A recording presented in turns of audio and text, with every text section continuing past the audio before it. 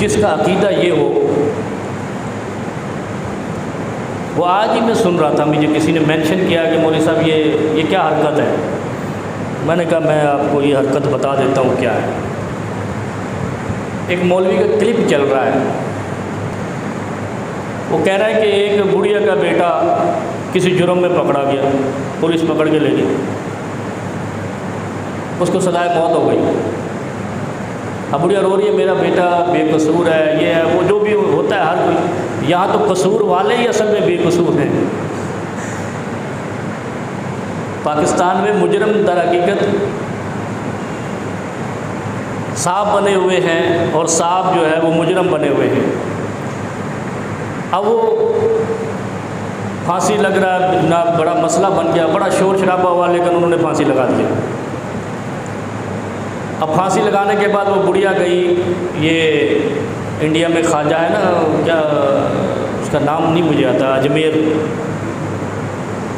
اس کے وہ دربار پہ گئی، درگاہ پہ گئی، کہا بابا جی میرا بیٹا بے قصور ہے، پھانسی لگا دیا ظالموں نے۔ اس نے کہا کہاں ہے؟ کہا وہ اس میں فلاں علاقے میں۔ بابا نے ڈنڈا اٹھایا، چل پڑا، کھونٹی اٹھائی، چل پڑے، اور وہاں جا کر جو ہے وہ اس کو کہا کہ اگر تو ناجائز ہے، پھانسی لگا ہے، بے قصور ہے، تو قوم کھڑا ہو جا۔ وہ پھانسی لگ کے جو قبر میں پہنچا ہوا تھا وہ کھڑا ہو گیا۔ لہذا آگے مولوی کیا کہتا ہے، جملہ دیکھو، اس کا نام کیا ہے جو انڈیا میں ہے، معین الدین، خواجہ معین الدین۔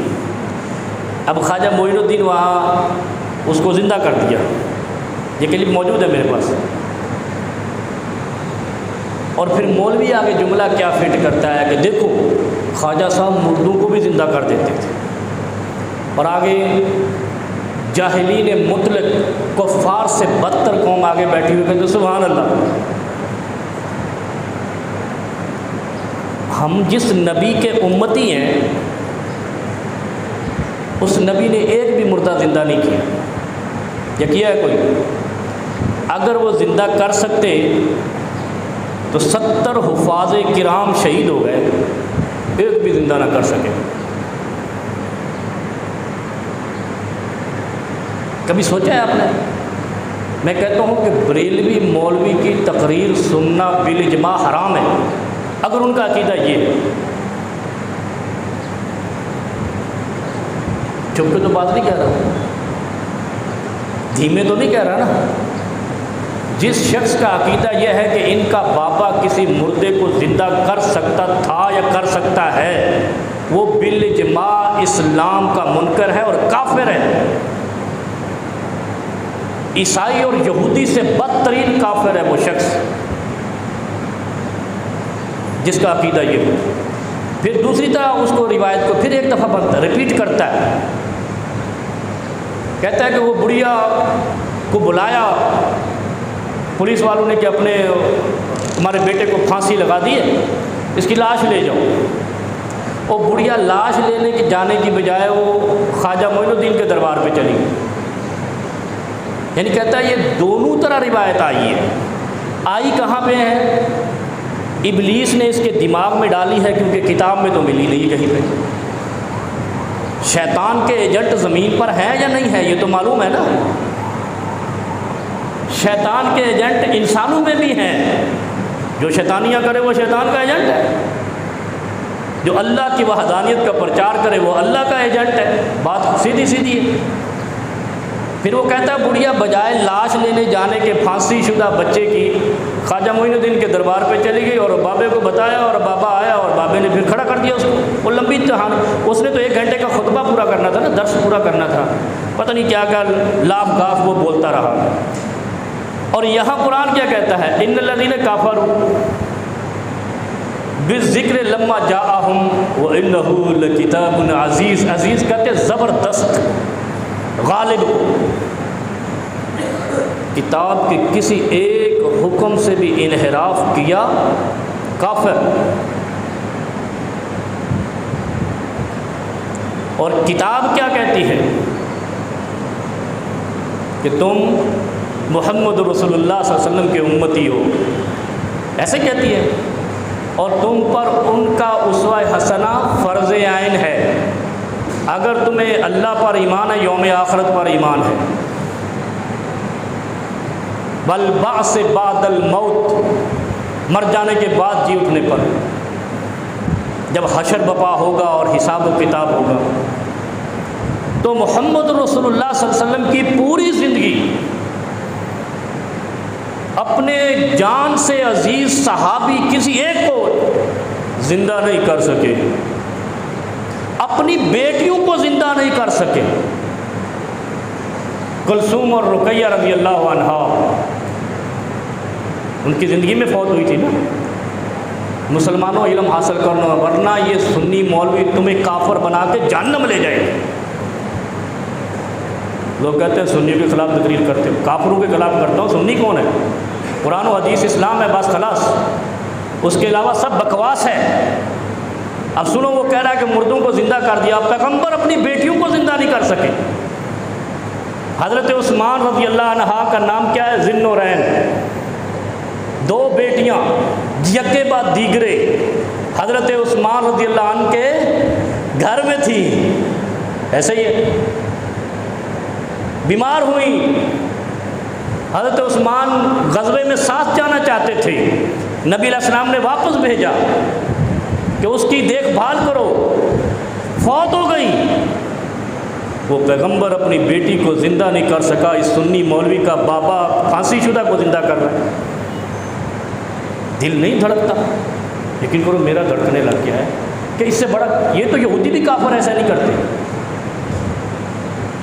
عیسائیوں کا بھی عقیدہ آج یہ نہیں ہے، وہ بھی کہتے ہیں حضرت عیسیٰ نے ایک مردہ زندہ کیا تھا قم باذن اللہ سے، یاد ہے؟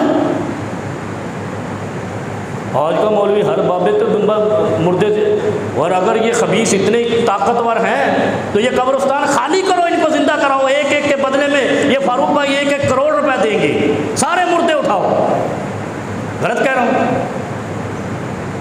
اگر تمہارا کوئی بابا ایک مردے کو بھی زندہ کر سکتا ہے، میں چیلنج سے کہتا ہوں کہ ملک ریاض بھی پیسے دینے کو تیار ہوگا، سارے مردے کھڑے کرو۔ بے شرمو، کوئی بات عقل کی کرو، کوئی شریعت کے قریب ترین تو کرو، تم تو کفر بھی کراس کر گئے ہو۔ کبھی سوچا ہے یہ باتیں یار؟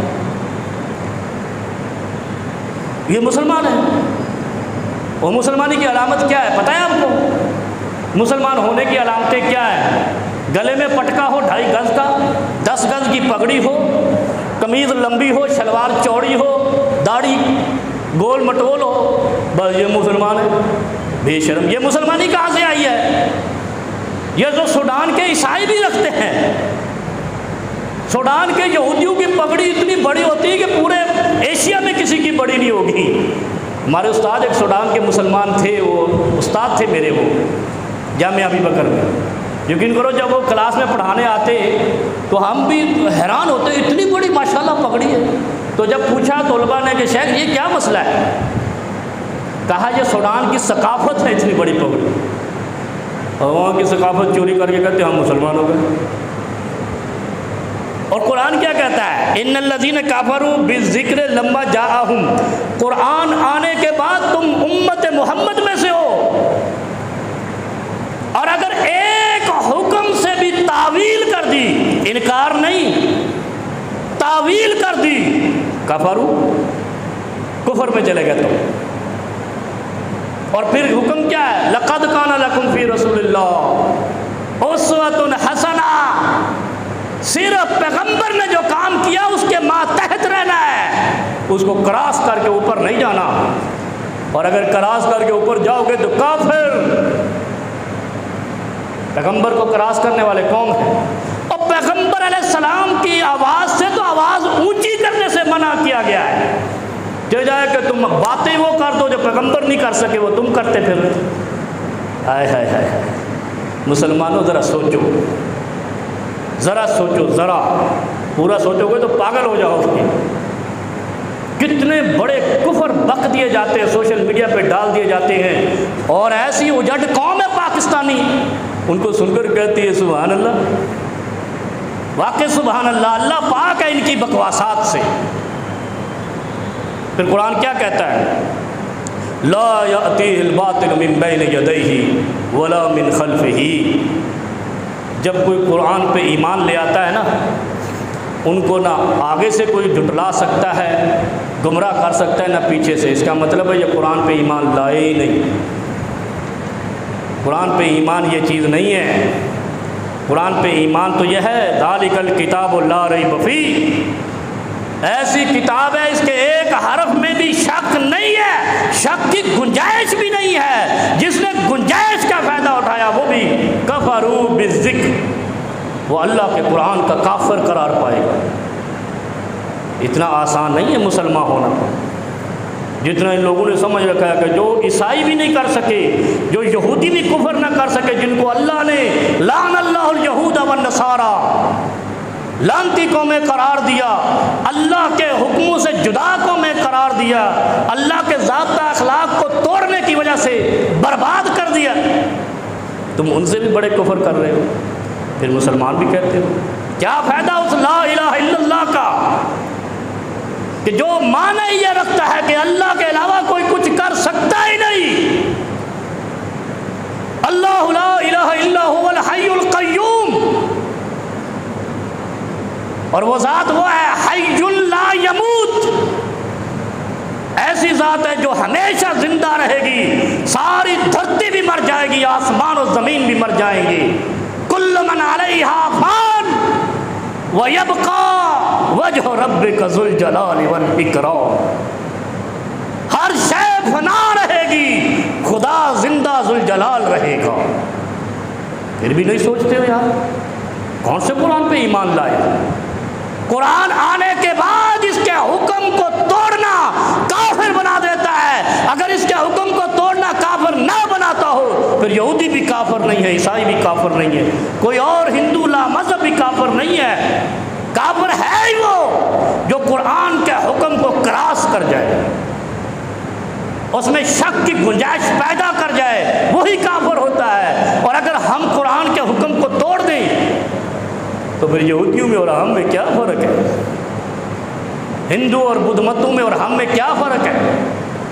اللہ سے ڈر جاؤ، تھوڑا سا علم حاصل کرو، سوچ کے حاصل کرو، فکر و تدبر سے حاصل کرو. افلا یتدبرون القرآن سے حاصل کرو، ایسے نہ حاصل کرو جیسے میٹرک کی انگلش کی بک رٹا لگا کے کرتے ہو، عمل نہیں کرتے، بات نہیں سنتے اپنے نبی کی جس نبی کا کلمہ پڑھا ہے. اگر بات سننے لگ جائیں تو پھر یہ نہ ہو کہ خواجہ معین الدین چشتی نے جو ہے نا وہ ایک پھانسی لگا ہوا مردہ زندہ کر دیا اور آگے بیٹھے ہوئے لوگ کہہ رہے ہیں سبحان اللہ، بجائے اس کے کہ اٹھ کے اس کی پگڑی اور گردن کو پکڑیں. اور بے شرم آدمی، پیغمبر اپنی بیٹیوں کو زندہ نہیں کر سکا، تو کدھر سے خواجہ معین الدین لے آیا جو مردوں کو زندہ کرنے لگ گیا؟ اور اگر کوئی کر سکتا تو علی کو مشکل کشا کہنے والے ذرا یہ تو جواب دیں کہ سیدنا علی المرتضیٰ اپنی بیوی کو زندہ نہیں کر سکے جب حضرت فاطمہ زہرا فوت ہو گئی. کوئی سینس ہوتی ہے، کوئی دماغ میں پتہ نہیں بھوسا بھی نہیں ہے ان کے یار. علی کو مشکل کشا کہتے ہیں نا کچھ لوگ، تو علی اپنی بیوی کو تو زندہ نہیں کر سکا تو مشکل کس کی دور